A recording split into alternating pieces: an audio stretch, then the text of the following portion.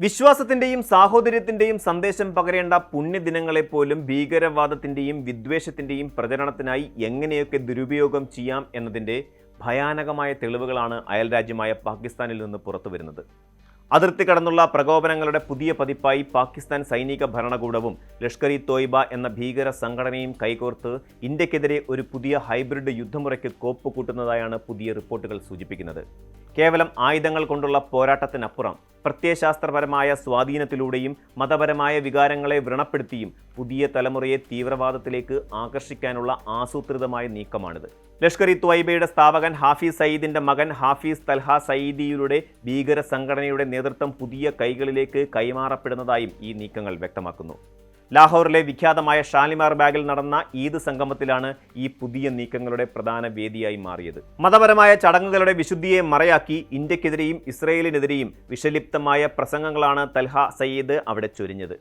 ജിഹാദിനെക്കുറിച്ചുള്ള തീവ്രമായ ആഹ്വാനങ്ങളിലൂടെ യുവാക്കളെ ആവേശഭരിതരാക്കുകയും അവരെ ഇന്ത്യക്കെതിരായ നിഴൽ യുദ്ധത്തിൻ്റെ ഭാഗമാക്കാനുള്ള ശ്രമമാണ് അവിടെ നടന്നത്.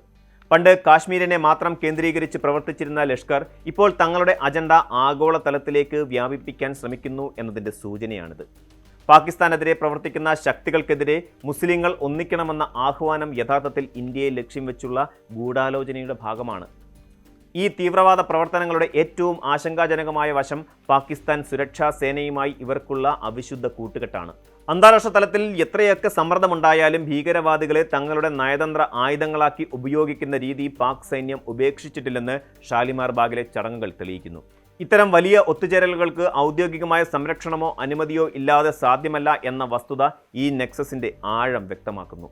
ഹൈബ്രിഡ് യുദ്ധമുറ എന്നതുകൊണ്ട് അർത്ഥമാക്കുന്നത് പരമ്പരാഗതമായ സൈനിക നീക്കങ്ങൾക്കൊപ്പം സൈബർ യുദ്ധം, വ്യാജ വാർത്താ പ്രചരണം, മതപരമായ മൗലികവാദം എന്നിവ സമന്വയിപ്പിച്ചുകൊണ്ടുള്ള ആക്രമണ രീതിയാണ്. ജനങ്ങളുടെ മനസ്സുകളിൽ വിദ്വേഷത്തിന്റെ വിത്തുകൾ പാകുക വഴി സുസ്ഥിരമായ ഒരു സമൂഹത്തെ അസ്ഥിരപ്പെടുത്താനാണ് ഇവർ ലക്ഷ്യമിടുന്നത്. പ്രസംഗങ്ങളിൽ കടന്നുവന്ന മറ്റൊരു പ്രധാന ഘടകം ലഷ്കർ നേതാവായ സെയ്ഫുള്ള ഖസൂരിയുടെ വിചിത്രമായ അവകാശവാദങ്ങളാണ്. ഇസ്രയേൽ, ഇന്ത്യ, അഫ്ഗാനിസ്ഥാൻ എന്നീ 3 രാജ്യങ്ങളുമായി പാകിസ്ഥാൻ ഒരേ സമയം പോരാടുകയാണെന്നാണ് ഇയാൾ അവകാശപ്പെട്ടത്. കഴിഞ്ഞ വർഷം ആകാശത്തിന്റെ അധിപന്മാരായി പാകിസ്ഥാൻ മാറിയെന്നും 2026ഓടെ ലോകത്തിലെ സമുദ്രങ്ങളുടെ നിയന്ത്രണം പാകിസ്ഥാൻ ഏറ്റെടുക്കുമെന്നും ഖസൂരി പ്രഖ്യാപിച്ചു. യുക്തിപരമായി നോക്കിയാൽ ഈ അവകാശവാദങ്ങൾ വെറും തമാശയായി തോന്നാമെങ്കിലും ഇതിനു പിന്നിലൊരു മനഃശാസ്ത്രപരമായ തന്ത്രമുണ്ട്. അതിഭാവുകത്വപരമായ ഇത്തരം പ്രസ്താവനകൾ വഴി പാകിസ്ഥാനിലെ സാധാരണക്കാരായ യുവാക്കളെ ഒരു മിഥ്യാഭിമാനത്തിലേക്ക് നയിക്കാനും അവരെ ആഗോള ഇസ്ലാമിക നേതൃത്വത്തിന്റെ ഭാഗമാണെന്ന് വിശ്വസിപ്പിക്കാനുമാണ് ഇവർ ശ്രമിക്കുന്നത്. ലോകം മുഴുവൻ തങ്ങൾക്കെതിരാണെന്ന ബോധം വളർത്തുന്നതിലൂടെ തീവ്രവാദ റിക്രൂട്ട്മെന്റ് എളുപ്പമാക്കാൻ എന്ന് ഇവർ വിശ്വസിക്കുന്നു. മുൻകാലങ്ങളിൽ നിന്ന് വ്യത്യസ്തമായി ലഷ്കർ ഇ തോയ്ബ തങ്ങളുടെ ശത്രുപട്ടികയിൽ ഇസ്രായേലിനെ കൂടി ഉൾപ്പെടുത്തിയത് ശ്രദ്ധേയമായ ഒരു തന്ത്രപരമായ മാറ്റമാണ്. മിഡിൽ ഈസ്റ്റിലെ നിലവിലെ സംഘർഷങ്ങളെ ഇന്ത്യക്കെതിരായ തങ്ങളുടെ പോരാട്ടവുമായി ബന്ധിപ്പിക്കുന്നതിലൂടെ ഒരു അന്താരാഷ്ട്ര സ്വീകാര്യത ലഭിക്കുമെന്ന് ഇവർ മോഹിക്കുന്നു.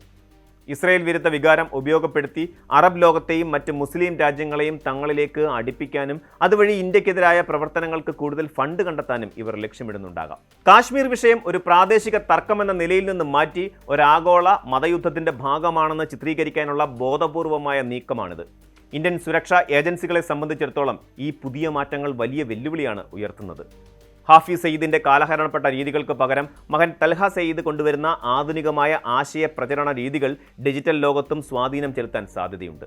മതപരമായ ആഘോഷങ്ങളെയും ചടങ്ങുകളെയും തീവ്രവാദ പ്രചാരണത്തിനുള്ള മറയാക്കുന്നത് തടയുക എന്നത് ഏറെ ദുഷ്കരമാണ്. എന്നാൽ ഇത്തരം നീക്കങ്ങൾക്കെതിരെ അന്താരാഷ്ട്ര സമൂഹത്തിന്റെ ശ്രദ്ധ കൊണ്ടുവരുന്നതിലും അതുപോലെ അതിർത്തികളിൽ കൂടുതൽ ജാഗ്രത പുലർത്തുന്നതിലും ഇന്ത്യ വിജയിക്കുന്നുണ്ട്. വെറും വാക്കുകൾക്കപ്പുറം ഇതൊരു വ്യക്തമായ ബ്ലൂ പ്രിന്റ് ആണെന്ന് തിരിച്ചറിഞ്ഞ് അതിനെ നേരിടാനുള്ള നടപടികൾ ഇന്ത്യ ഇതിനോടകം ആരംഭിച്ചിട്ടുണ്ട്.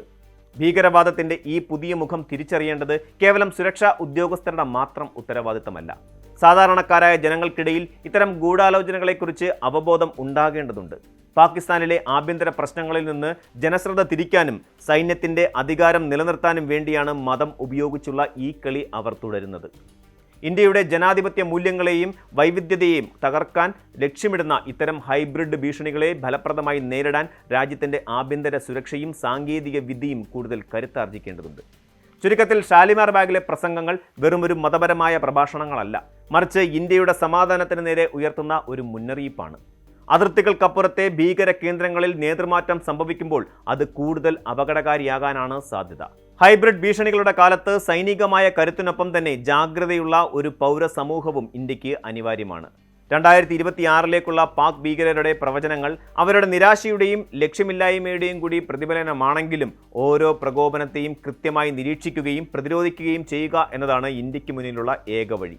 സമാധാനവും സാഹോദര്യവും ആഗ്രഹിക്കുന്ന ലോകത്തിന് മുന്നിൽ ഭീകരതയുടെ വിത്തുപാകുന്ന ഇത്തരം നീക്കങ്ങളെ തുറന്നു കാട്ടേണ്ടത് അത്യന്താപേക്ഷിതമാണ്.